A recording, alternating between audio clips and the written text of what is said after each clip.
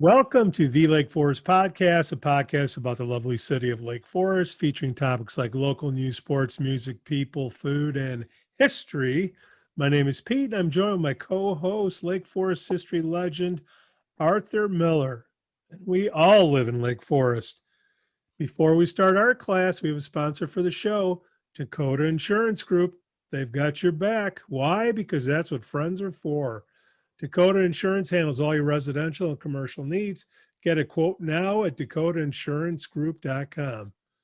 Okay, one of the goals of the podcast is for our listeners to learn just a little bit more about Lake Forest. Well, who better to teach us about Lake Forest history than our own Lake Forest history legend, Arthur Miller? Okay, everyone, take your seats, fold your hands, put them on top of the desk. Art class is about to begin. Hey, Art, how you been? I'm fine, thank you. How are you? Oh, what you got in store for us today, Arthur? Well, I'm going to try to pick up on a few threads that have been kicking around in town. One having to do with the projects that were being proposed along just east of the train station, work on the library, work on the third building of the condo complex there. Yeah. It's caused a lot of community discussion. Well, community discussion, let's put it that way. And that it connects to me having been working for several months on a project about the architect Charles Sumner Frost, who was also Frost and Granger. He had a partner, Frank Granger, and they built the Lake Forest train station. They built the Lake Forest City Hall. They built some houses in town. They built a whole bunch of railroad stations and terminals for the Chicago and Northwestern Railroad that's now part of the Union Pacific. Looking into his background, he was kind of a classicist. And then tying this into some of these other things, one of the things that was interesting about that I found out about Charles Frost was he was born in late May of 1856. 10 days earlier, in the United States Senate, a very upset guy walked onto the floor of the United States Senate and attacked Massachusetts abolitionist Senator Charles Sumner with a cane, beat him so severely with a cane that it took him 3 years to recover. So 10 days later, Frost, who was born up in Maine, from his father, his parents had come from Massachusetts, they named their son Charles Sumner. So it tells you that they were kind of anti-slavery type people, you know. Yeah. But he was a great martyr to the cause, Charles Sumner. He didn't die, but he was basically blasted into 3 years of not being able to do anything. Right. So Frost started out that way in his life, and much of his life was spent in civilizing things through his work, both in the design, the styles he used, and also in the kinds of jobs he took. And he took jobs from railroads and then built these stations, built about 135 stations across the upper Northwestern Midwest. And each one was a different size, reflecting the size of its community, and they all fit into this overall pattern together. He built lots of institutions. He worked on Lake Forest College, which was a decent job, but he also did a great big home for the friendless in Chicago in 1897. He did a James C. King home for old men on the south side of Chicago in 1911. And lots of other hospitals and that sort of thing, worked on those kind of things. So he was involved in making things all fit together. So that classical tradition, that's what has been a big part of Lake Forest. And part of the controversy we're having now with these couple of buildings that I mentioned is the issue of things fitting together. When Lake Forest was founded, it was founded in 1856, 57 by moderate abolitionists. Now that meant they were against slavery, but they were not in favor of radical approaches to get rid of slavery. So they were very much the same program as Lincoln. They backed kind of into freeing the slaves. Their first goal was to limit slavery going west. They didn't want it to go into the West. And that was a big part of their program. They then, as the Civil War, as Lincoln got elected, and the other states withdrew from the Union, eventually Lincoln in 1862-63 developed his proclamation for emancipation, freeing the slaves in hostile territories. And so, that was a change. And they gradually eased into that, but the people who founded Lake Forest were not interested in throwing the baby out with the bathwater. They wanted to break up slavery. They wanted it to quietly die on the vine. They didn't want to have a war. They were anti-radical. And that colored a lot of their thinking. As they built stuff in Lake Forest, increasingly over the 19th century, by the 1890s, stuff was designed to all fit together. The original plan of Lake Forest had, east of the tracks, 285 nice sized lots, 1, 2, 3 acres mostly. And those lots were nice home sites relative to each other. They didn't crowd each other. They all were supposed to have kind of modestly scaled mansions, not big mansions, but modestly scaled mansions. Nice, what we would consider nice upper class homes in Lake Forest now, and you can still see them around the corner of Sheridan and Deer Path. There's a bunch of those kind of houses. So, but that kind of fitting in continued, and those rules were sort of respected up through World War II. And then after World War II, modernism started coming in, and modernism was more self-referential. Modernism meant the person was interested in the project they were building. The good example would be if you go downtown and look at the Millennium Park area. You've got two sides of this, of a kind of this, the streetscape there, Randolph and Michigan, that are just straight walls of rectangular buildings. So in the middle of that plops this big Frank Gehry band shell, which is, it looks like a bow on a Christmas package, it's all silver and everything. Now, the good part about it is it's kind of like a counterpoint, a decoration for that very bland background. But it also is self-referential. You're supposed to look at it. It doesn't fit in. It wasn't meant to fit in. It was not designed to fit in. It was meant to be a counterpoint. Lake Foresters generally have avoided counterpoints. They like things that fit in to their space, their notch, their niche, and sort of thing like that. That doesn't mean that everything always has to exactly fit in, but if it's not going to fit in, if it's going to be different, it needs to be kind of on its own space.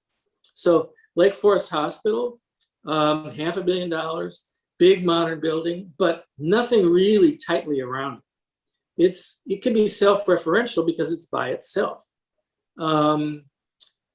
Even when they built the schools on Deer Path that you drive by all the time, when those were built, they were all by themselves. Nothing was around it.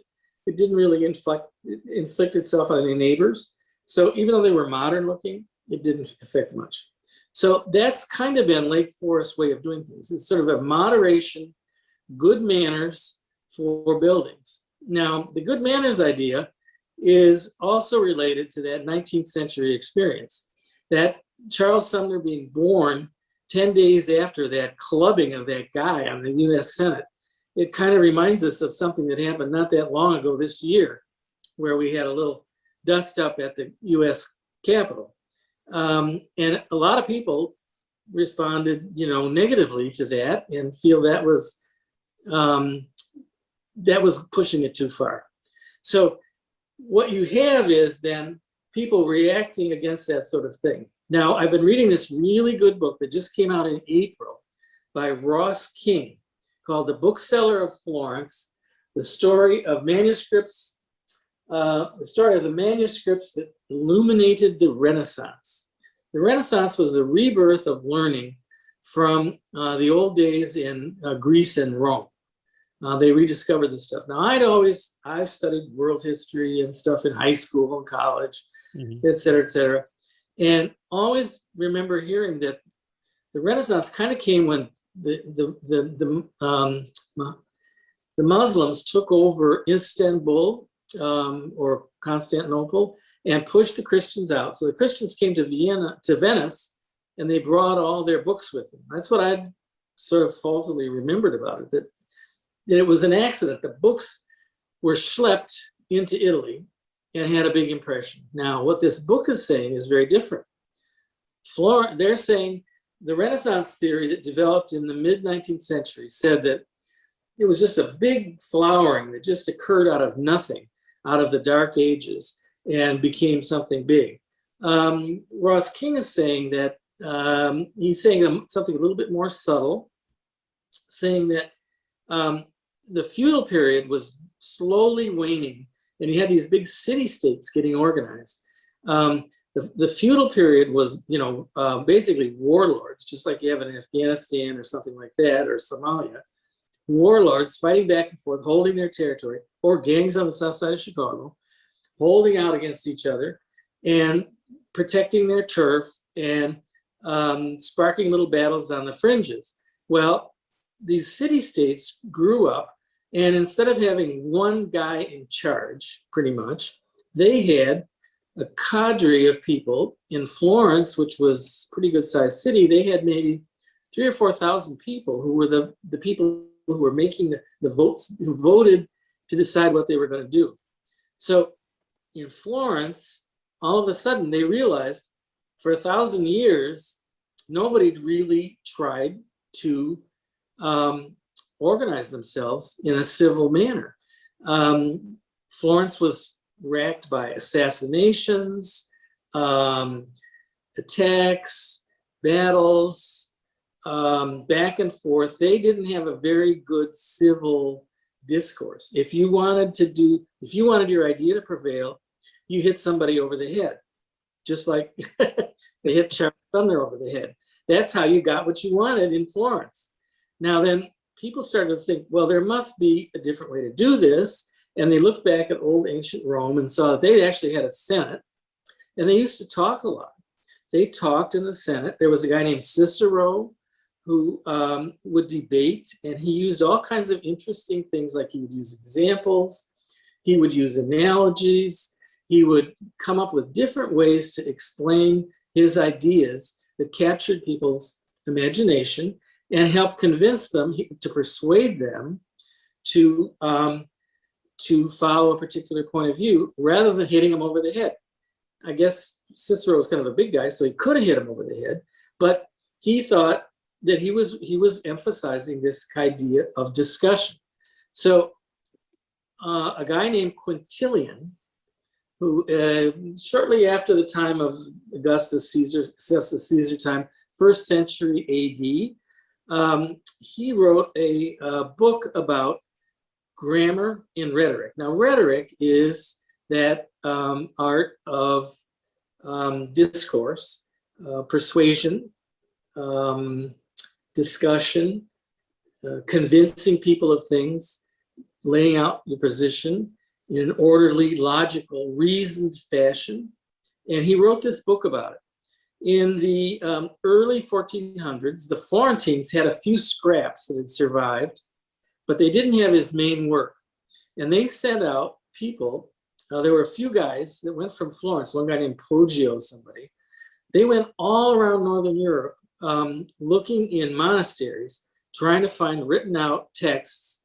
So they didn't wait for this stuff to come to them. They went out hunting for it because they needed how-to manuals of how to organize a civil society, a civil discussion. They had lost the art of communicating directly with one another and talking about issues that they had.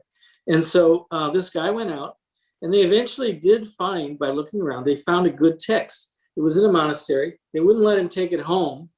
He sat there for a month and copied it out in handwriting, and then brought it back to Florence. And then this was before the invention of printing. This is like maybe a few decades before the invention of printing. And they started just writing all this stuff out and passing it around so that people saw that these are tools they could use in discussion at their meetings in Florence, rather than shooting an arrow at somebody or hitting them over the head with a stick. They could actually hit them with a good argument. They could sell their ideas. Because basically, what's a good debate? It's two people trying to sell the other on their ideas. And so we know that the sales people have great ways of convincing people, using language and ideas and comparisons and examples and testimonials as to why something would be good for them. That's what a salesman does. And these people were trying to sell ideas rather than bash ideas one over the other. And so that was an important part of it. And everything was supposed to fit together. So you would have a group that would have, people maybe on different sides of an issue, but they would work together towards something that they could make work. And they would come up with a solution often enough that most of the people that were there could get along with, wouldn't upset them, and they wouldn't go out and beat somebody over the head because of it. That was their goal, to keep people from beating another person over the head. Now, after Charles Sumner, of course, when he was a little kid growing up in the 1860s, when he was in grade school, we had the Civil War. Now, that was the ultimate bashing people over the head. They started out in South Carolina with taking Fort Sumter. The armies fought back and forth. They were very valiant fighters on both sides. The South probably had more trained military people than the North. The North had, however, industry and railroads. And they prevailed because they just outproduced the South. They had a good Navy, and the Navy blockaded the South, so they couldn't get stuff from outside. So they prevailed by the old-fashioned way of force. Now, the trouble is, force got them to finally get the South to give up militarily. The South didn't give up permanently, though.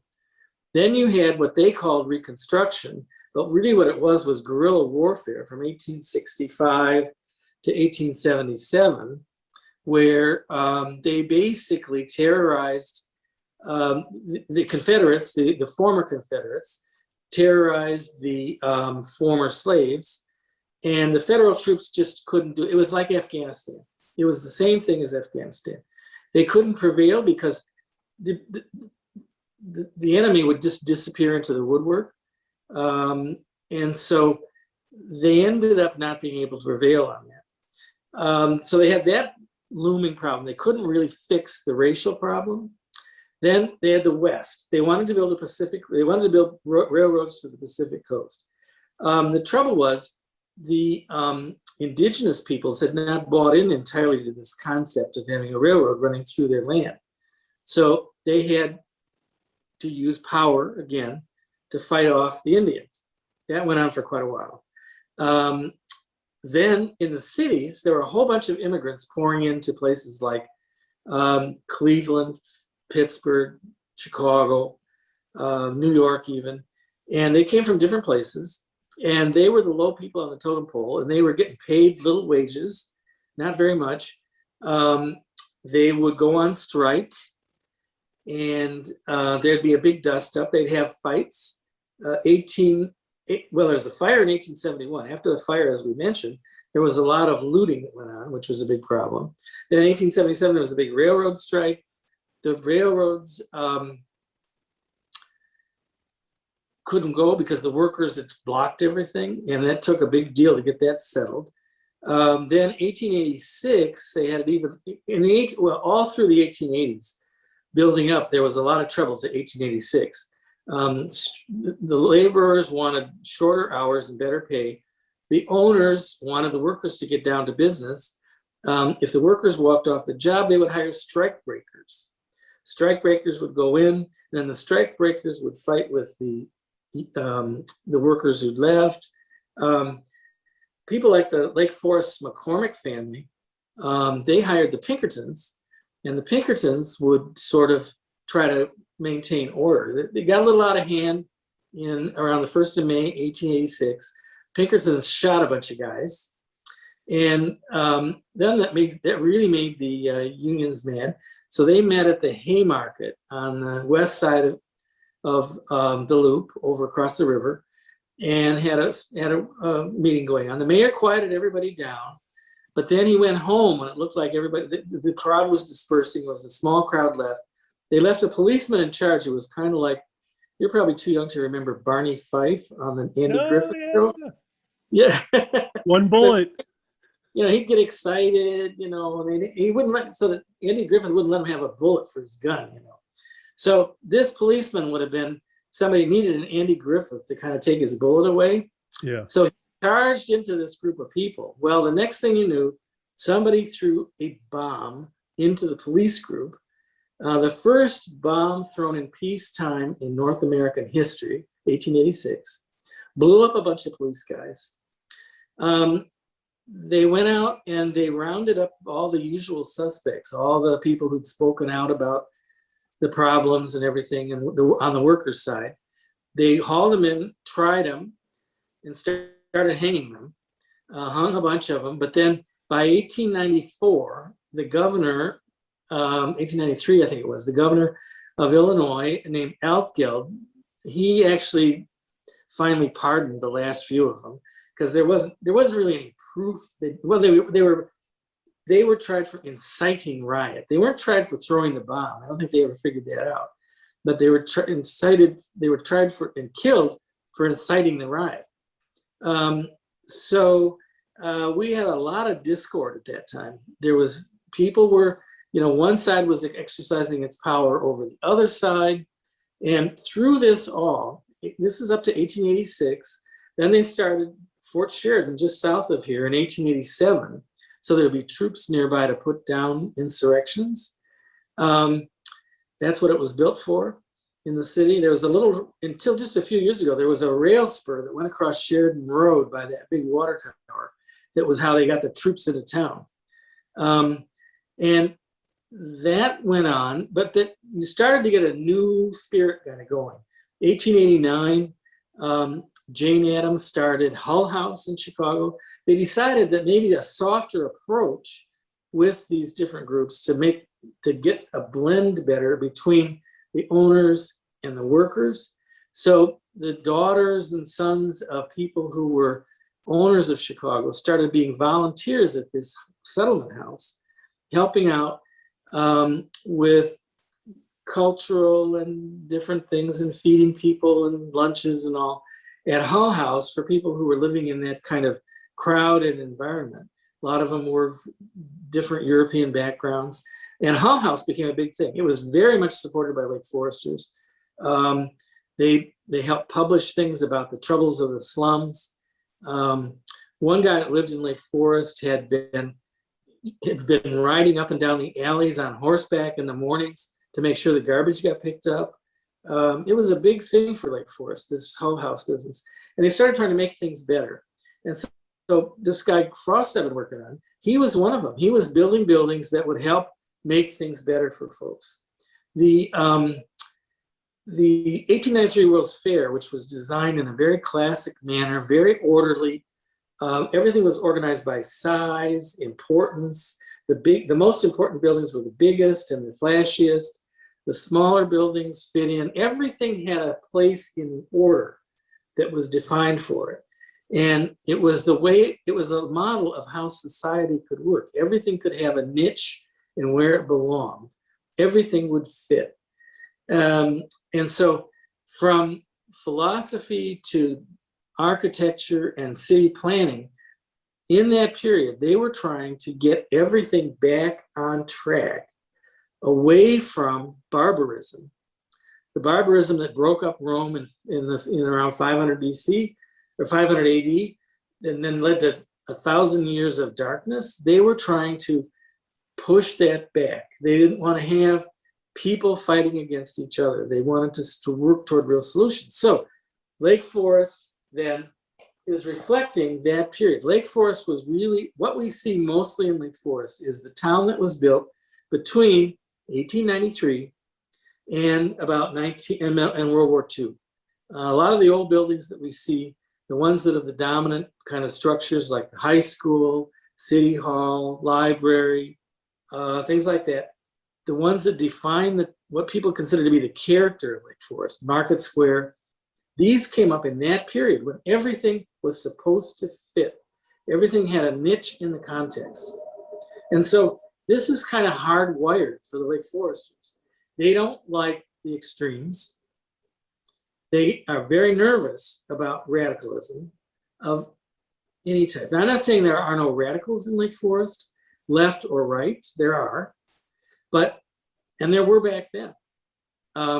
One of the grandsons of Joseph Medill, the editor, the founder of the Chicago Tribune, the big editor, was Joseph Medill Patterson.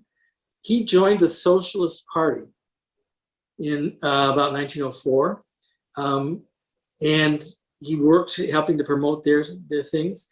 His wife's father was one of the big backers of Marshall Fields. He was the president of Marshall Field Company, and so Joseph Medill Patterson wrote an article in the Saturday Evening Post, which was a big magazine back in the old days, about the way that the big department stores downtown exploited their women workers. So you could imagine Thanksgiving dinner at their family table where they were fighting, about this stuff. So It wasn't for no radicals, but he was on the fringes. His house is where that big AMC theater is out at in Vernon Hills, in the big thing there. That was his house. That was where he lived. He was on the edge of Lake Forest. He was in Lake Forest. They called that Lake Forest, but it was kind of on the edge. He was radical, and most people didn't want anything to do with it. He also was a tippler, which didn't help. Big tippler. But on the left-hand side, they were not very comfortable with that either. The Presbyterian minister at one time, during the 1894 railroad strike that they had in Chicago, they brought out Eugene Debs to talk at the Presbyterian Church to try to help people see what the workers' concerns were. Well, there isn't not much came out of it. They didn't like left wing, they didn't like right wing. And we're seeing that with the podcast. People are nervous about the extremes. They're looking for moving people toward the middle and trying to find common ground for them as much as they can. And we've been through a very difficult time in national politics. We're still in it. There just isn't much agreement about this. There's just big divisions about who should get what, how it should be done, what's important, who's important. We've only had a little bit of whacking people over the head, but it didn't go over very big. It was it shocked a lot of people, and I think that happening in January kind of coincided with some of our local problems of people being afraid of people who are even tongue-in-cheek embracing some of those extremes. Doesn't mean there are not extreme views Right. here, but people are afraid of that being said. And they also, when stuff gets built, they're looking for stuff to fit in. They don't want it to stand out. They want it to fit. Now, what fits for one person and what fits for another person is maybe different, but we can see the worm turning on this. And basically, without having fisticuffs or sticks, the people with petitions and various ways of contacting their representatives have kind of made it clear that they want things to fit. At the same time, you have a lot of pressure for people who want to live in condo buildings. I just moved into a big apartment building myself, so I know what it's all about. People want to keep Lake Forest the same, but they want it to be different for them. Sounds like Sounds familiar. yeah, sounds like So- familiar. That's the problem we're dealing with. Yeah. So Art, how do we stop running into these problems? I mean, is it the planning stage? Is that where all the issues are? Or if it's going to fit in, I mean, there should be some parameters, or the plan has to go in front of the board. Like, where do these issues come from? Well, part of it is 98 years ago, City of Lake Forest hired the planner, Edward Bennett, who lived on the southwest corner of Deer Path and Green Bay Road. Big house that you see there. Yeah. Big planner. He married the daughter of a really, really rich guy. So he could do whatever he wanted to do. But he was a planner. That was his thing. And they hired him to do zoning. And he zoned the central business district between the estate area on east of the tracks and the estate area that had developed north and south of the Enlencia Club on Green Bay Road and west. So this little sliver of land in between was blocked off, I guess, and said it couldn't expand outside that. That was the business district. And so what we've had is pressure on that space, probably since then, to figure out what to do. Now, the pressure would seem to be that what that would mean is that smaller, less important business buildings would yield to larger, more important buildings, and we would kind of plan that and grow that. The problem is the people that own those smaller, insignificant buildings figured out that they had some power. So in, I think, about 1922, there were papers that they're now back at the Griffith Grant and Lackey archives, but there were papers of the transactions when the Deer Path Inn was built. Did I tell you this story before? The Deer Path Inn was built. It's on Illinois Road between Bank Lane and Oakwood. And that was a little black neighborhood. It was right smack dab between the train station and the Enlencia Club. So every time the fancy people from Chicago came out and were going by, they would drive past this little black neighborhood.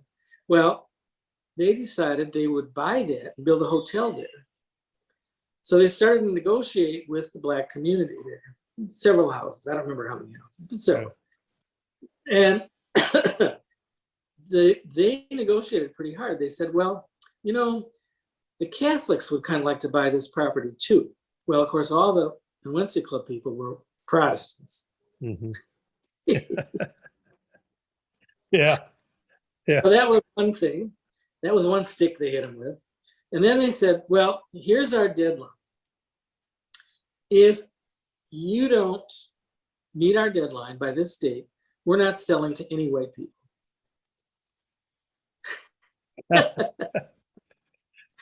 So they had to meet their price. Yeah. So the stockholders for the original Deer Path Inn was basically everybody in the Enlencia Club. They all bought shares to buy the hotel and build it up so they could have visitors there and have a nice restaurant and stuff like that.